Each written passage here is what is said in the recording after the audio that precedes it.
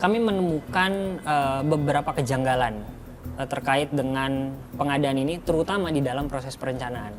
Kalau seandainya kita coba lihat lebih dalam, Sekjen DPR atau panitia pengadaan di dalam DPR itu memasukkan informasi mengenai rencana umum pengadaannya di dalam situsnya LKPP. Ini ya Mas ya? Iya, benar. Oke, saya boleh lihat ya Mas ya? Iya. Oke. Itu di tanggal 12 November 2021. Oke. Lalu kemudian kami coba menelusuri lebih dalam bagaimana kemudian perusahaan yang memenangkan pengadaan gorden ini, yaitu PT BMS. Kecurigaan kami itu muncul ketika PT BMS pada tanggal 10 Desember 2021 itu menambahkan izin teknis perusahaan tersebut yang tadinya tidak ada izin untuk dekorasi interior menjadi ada. Yang kita tahu adalah proses pelaksanaannya itu di tanggal 8 Maret 2021. Oke. Tapi menurut kami ini menjadi potensi yang patut untuk ditindaklanjuti. Bukan hanya oleh inspektorat, tapi rasanya LKPP pun juga dapat menindaklanjuti. Oke, kenapa harus ditindaklanjuti menurut Anda? Karena menurut kami ada potensi manipulasi yang terjadi ketika di dalam proses perencanaan. Sebab menurut riset yang pernah kami lakukan menunjukkan bahwa kasus korupsi yang terjadi itu seringkali bukan di dalam proses pelaksanaannya, tapi lebih pada di dalam proses perencanaannya. Entah itu mereka menaikkan harga barang di awal begitu untuk membuat harga perkiraan sendiri, ataupun juga tadi menambahkan izin-izin yang sebenarnya kalau seandainya kita bicara tentang pengadaan gorden ini kan banyak perusahaan yang juga bisa turut serta di dalam pengadaan ini. Kalau kita masuk di dalam aturan pengadaan barang jasa begitu, pasal Perpres 16 2018 yang diubah di Perpres 12 2021, itu salah satu prinsipnya adalah mengenai keadilan bagi para penyedia yang sebenarnya bisa terlibat tapi kemudian dibatasi karena ada izin-izin tersebut. Kalau seandainya kita coba tinjau lebih dalam, ICW sudah menduga bahwa PT BMS ini akan menang sedari awal. Kenapa? Karena kita melihat bahwa ada 49 peserta yang hanya mendaftar saja, bukan memasukkan penawaran. Sedangkan perusahaan yang memasukkan penawaran itu hanya 3 perusahaan. Nah, kualifikasi ketiga perusahaan itu bagaimana? Kalau seandainya kita bicara tentang kualifikasi perusahaan, dari ketiga perusahaan tersebut yang memenuhi syarat administrasi itu hanya PT BMS saja. Karena PT BMS tadi, sejak 10 Desember mereka sudah memasukkan atau menambahkan izin teknisnya menjadi dekorasi interior.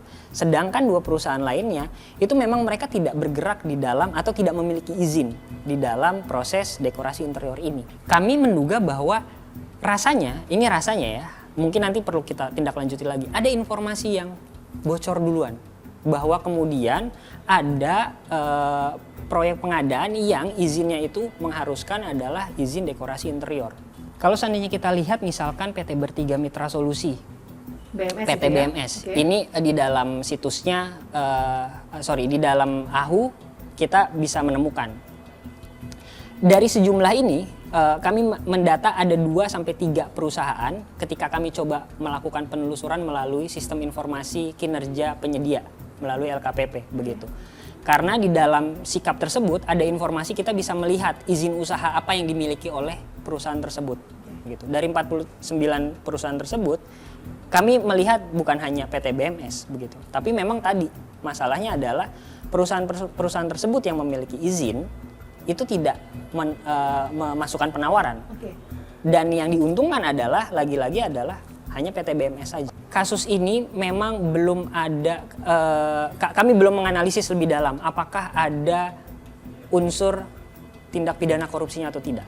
Tapi di dalam konteks kecurangan pengadaan, potensinya sangat besar, begitu. Bagaimana kemudian panitia pengadaan mencoba untuk memasukkan izin teknis yang sebenarnya itu tidak diperlukan, begitu. Karena itu yang tadi saya bilang, itu bisa dilakukan oleh perusahaan manapun selama mereka memiliki pengalaman.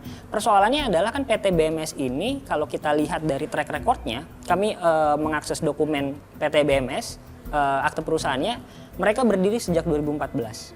Sejak dari 2014 hingga 2021 akhir, mereka tidak memiliki pengalaman sama sekali untuk melakukan dekorasi interior, khususnya pengadaan gorden. Baru di tahun 2020 lah mereka dimenangkan. 2022 maksud saya. Oh, ya, baru dimenangkan. 2021 kan diubah izinnya itu. Diubah kan? izinnya, Ditambahkan. gitu. Benar, ditambahkan. Nah, oleh sebab itu kami menduga selain dari proses perencanaannya ini bermasalah dan cenderung berpotensi manipulasi, kami juga melihat pemenang perusahaan tersebut pun juga tidak memiliki kapasitas dan kapabilitas untuk menyediakan barang yang dimaksud begitu. Selain itu juga terakhir kita melihat bahwa ada harga yang terlampau sangat besar yang disusun oleh panitia pengadaan. Basisnya apa gitu? Karena kan kami tidak pernah, bukan hanya ICW maksud saya, publik pun juga tidak pernah diberikan informasi yang cukup detail di dalam rencana umum pengadaan.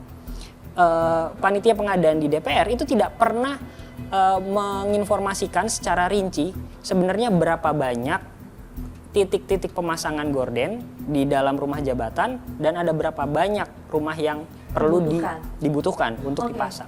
Kami mencoba masuk lagi ke dalam sistem informasi rencana umum pengadaan yang dimiliki oleh LKPP. Di dalam salah satu informasinya tertuang volume pekerjaan. Di dalam volume pekerjaan ini itu tidak ada informasi rinci. Yang ada hanya satu paket saja. Ini satu paket maksudnya apa? Gitu.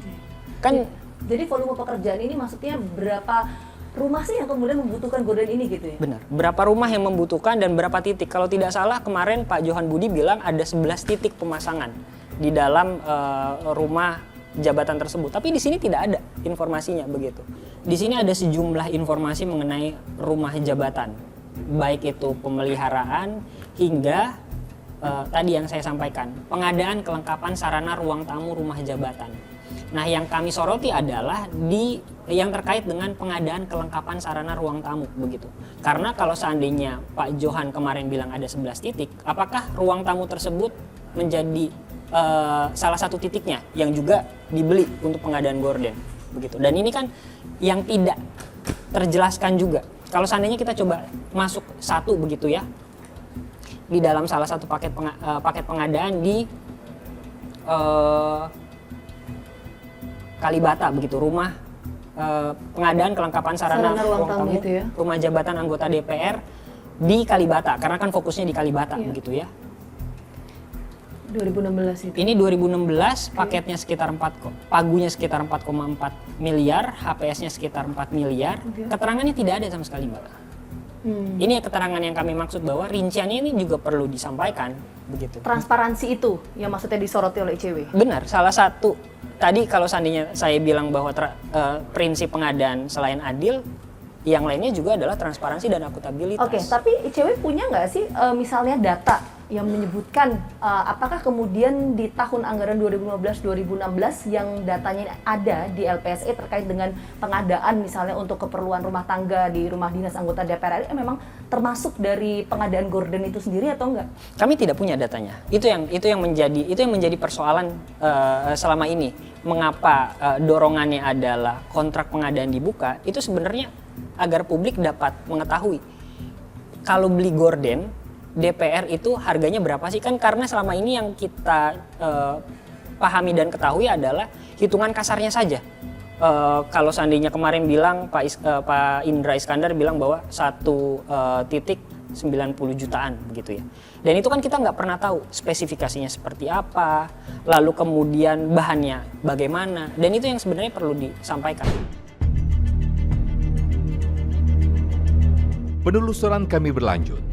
Kali ini, kami mencari informasi langsung ke lokasi kantor PT Bertiga Mitra Solusi di Komplek Rumah Kantor Green Lake City, Blok C nomor 11, Cipondo, Tangerang, Banten. Saat tiba di kantor milik PT Bertiga Solusi Mandiri, suasana tampak sepi. Pintu depan kantor tidak dapat dibuka, sebab hanya dapat diakses menggunakan fingerprint. Bahkan dari sela-sela dinding kaca depan, tidak terlihat ada aktivitas di dalamnya, meski banyak sepeda motor terparkir di depannya. Dari beberapa orang sekitar kantor yang kami ajak bicara, umumnya memilih diam dan menyatakan tidak mengerti aktivitas di Rukan nomor C11 tersebut, meski sudah bertetangga lebih dari 1 tahun. Selamat siang. Perkenalkan, saya Gina Vita dari TV One. Mas, mau tanya, PT Bertiga Mitra Solusi itu yang mana ya? Nggak tahu, Bu. Nggak tahu? Kalau ini saya sih sempat dapat info itu di Blok C nomor 11, Cipondoh, Tangerang, Banten. Ini kan sudah di Tangerang, Banten. Blok C-nya yang mana? Nomor 11. Oh, yang ini berarti ya? Oh, Bapak sama Mas-mas ini karyawan mana? Oh, yang C12. C12 itu sama kayak yang C11 bukan? Oh, beda. Oh, beda. Ini ternyata mau masuk ke dalam harus menggunakan akses tersendiri ya, ternyata. Kalau saya ngelihat dari luar, di dalam sih tidak ada orang sama sekali. Ini bagian resepsionisnya. Memang kalau kita ngeliat di bagian resepsionisnya ada tulisan di sana Mitra Solusi ya. Tapi saya tidak melihat ada orang sama sekali di sini. Pak, permisi. Selamat siang. Ganggu lagi, Pak. Hah? Bapak karyawan sini, Pak? Ah, bukan. Sebelah mana? Bapak kantornya di mana? Situ sebelahnya tadi. Sebelah tadi itu yang mana, Pak? Saya sudah 12 saya. Oh, C12. Kalau C12 itu kantor apa memangnya, Pak? Hah? Kopi, bergerak bidang kopi. Bergerak di bidang kopi? Iya. Tadi soalnya sempat tim saya kan, dan saya ngeliat Bapak itu kok di depan C11. Terus ketika kami datang kok langsung bergeser, kenapa, Pak? Saya 12 saya. Oh, Pak, tapi yang kantor C11 itu, Bapak sudah tahu? Lama, Pak?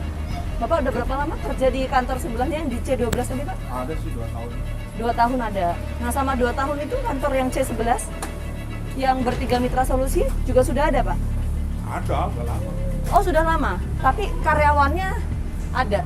Ada. Ada.